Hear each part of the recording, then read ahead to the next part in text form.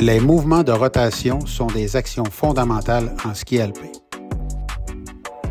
Ils peuvent être observés dans la plupart de nos objectifs.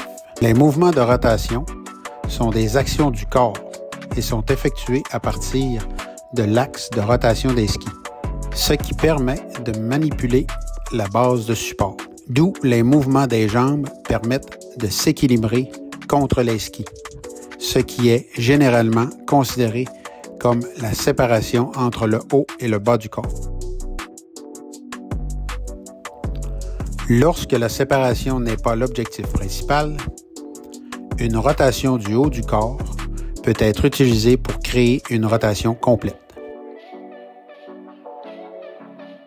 La rotation des jambes peut être obtenue par une action de tourner le fémur dans l'articulation de la hanche, ou bien en tournant les pieds avec une jambe droite. Cela peut créer différents résultats. Lorsque les jambes sont fléchies, par exemple, en tournant les fémurs vers l'intérieur, cela donne comme impression que les genoux pointent au centre de la courbe.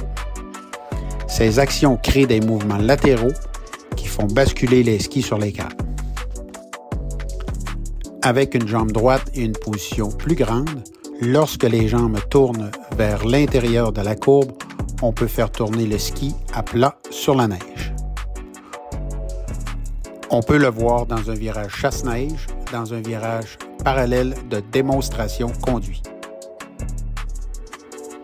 Le degré de séparation du haut et du bas du corps varie en fonction du type de virage et du résultat souhaité.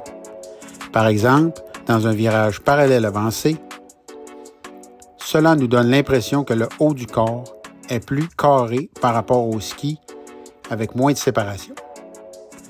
Dans un virage court rayon, on peut observer une plus grande séparation du haut et du bas du corps.